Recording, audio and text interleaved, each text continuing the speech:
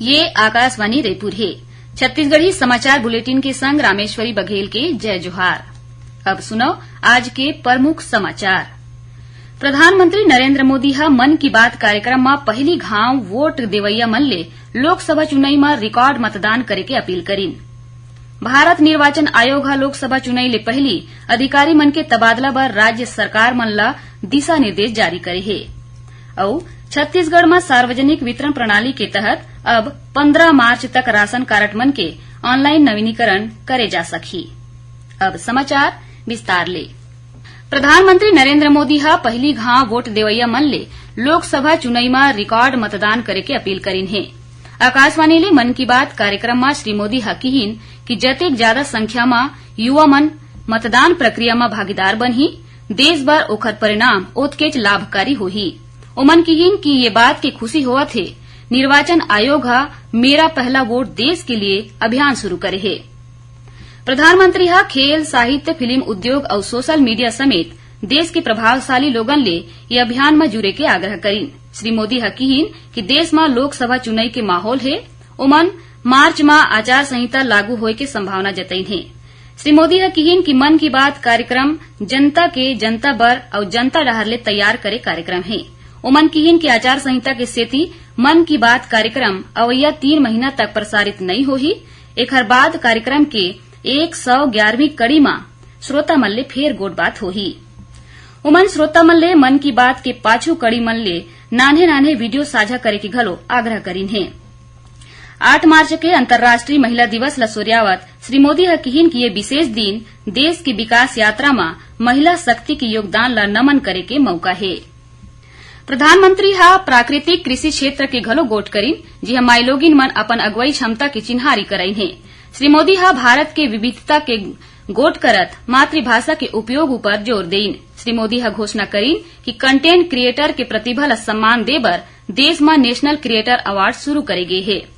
लोगन ले घलो आग्रह करीन कि ओमन नेशनल क्रिएटर अवार्ड बर अपन पसंदीदा कंटेंट क्रिएटर ला नामांकित करें।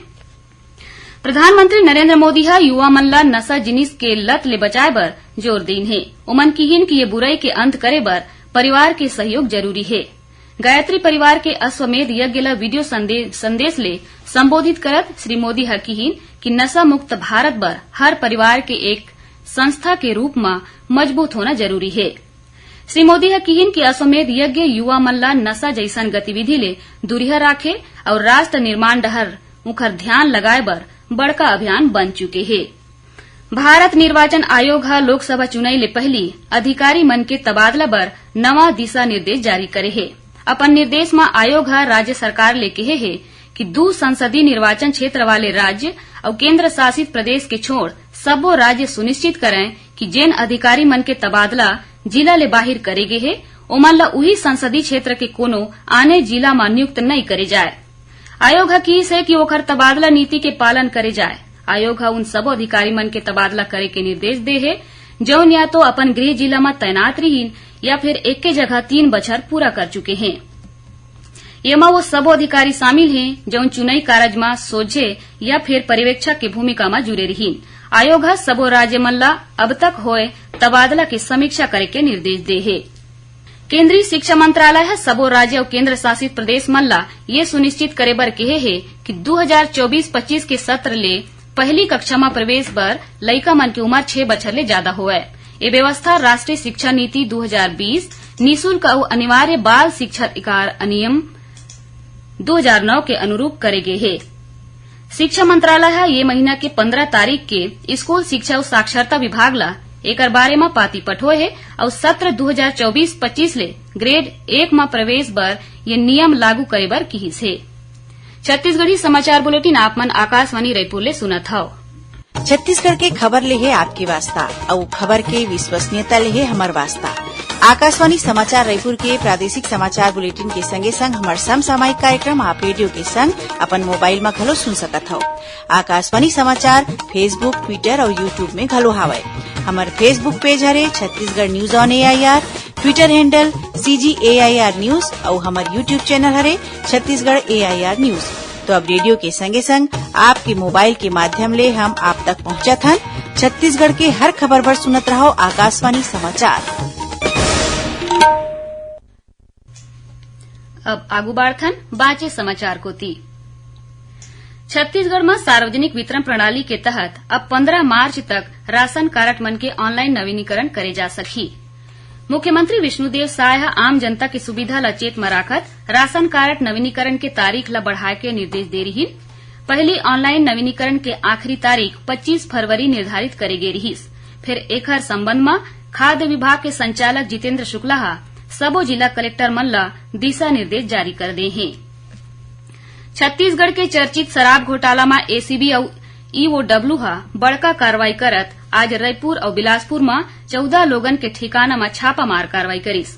एमा पूर्व मुख्य सचिव विवेक ढांड, पूर्व आईएएस अनिल टुटेजा, सरकारी शराब कंपनी के पूर्व एमडी अरुणपति त्रिपाठी, आबकारी अधिकारी सौरभ बख्शी, अशोक सिंह, अरविंद सिंह, सिद्धार्थ सिंघानिया और अनवर ढेबर के नाम शामिल हैं। संगे छत्तीसगढ़ के 3 शराब कारोबार ले जुड़े केडिया, वेलकम और भाटिया ग्रुप के ठिकाना में घलो दबिश देगिस। बता दन कि शराब और कोयला घोटाला में ईडी 2 जन पूर्व मंत्री और विधायक समेत करीबन 100 लोगन के खिलाफ नामजद एफआईआर दर्ज करा रहीस, जेमा पूर्व आबकारी मंत्री कवासी लखमा, खाद्य मंत्री अमरजीत भगत, पूर्व विधायक यूडी मीन, गुलाब कमरो और शिशुपाल सोरी के नाम शामिल हैं। एकर अलावा 2 आईएएस, सेवानिवृत्त आईएएस समेत कांग्रेस कोषाध्यक्ष राम गोपाल अग्रवाल और अन्य नेतामन के नाम घलो शामिल हैं। महानदी पैरी और सोंडूर के त्रिवेणी संगम राजिम मक्काली कुंभ कल्प के शुभारंभ हुईस। ये दारी राजिम कुंभ कल्प राम उत्सव के रूप में मनाए जावत थे। शुभारंभ के मौका में संस्कृति और धर्मस्व मंत्री बृजमोहन अग्रवाल, मंत्री रामविचार नेताम के संगे संग कतकोन विधायक मौजूद रहीन। ये मौका में संस्कृति मंत्री श्री अग्रवाल हकीहीन कि माघी पुन्नी मेला हमार देश के हजारों लाखों बछर जुन्ना है। इतिहास ला समृद्ध बनाना हमार जिम्मेदारी है। एकर सेती राज्य सरकार संत महात्मा मन के सुझाव ले एकर संग कल्प शब्द ला जोड़ीस और राजिम कुंभ कल्प के रूप में आयोजन करे थे। श्री अग्रवाल हकीहीन कि महाशिवरात्रि के शुभ मौका में कुंभ कल्प के समापन होही। राजिम कुंभ कल्प में साध्वी प्रज्ञा भारती के संग 11 जन पंडित मन मंत्र उपचार करके महानदी के महाआरती करीन। उन्हें प्रसिद्ध गायिका अनुराधा पौडवाल भजन के सुघर प्रस्तुति दिस। एकर संगे संग नृत्य नाटिका गीतक दर्शन ल घलो दर्शक मन बहुते सहराइन। उन्हें गंगा आरती और दीपदान के संग काली ले सिरपुर महोत्सव घलो शुरू हो गए। ऐतिहासिक नगरी में ये महोत्सव 3 दिन तक चलही। सिरपुर महोत्सव में पहली घाव गंधेश्वर महादेव मंदिर ट्रस्ट समिति और जिला प्रशासन के सहयोग ले गंगा आरती करेगी।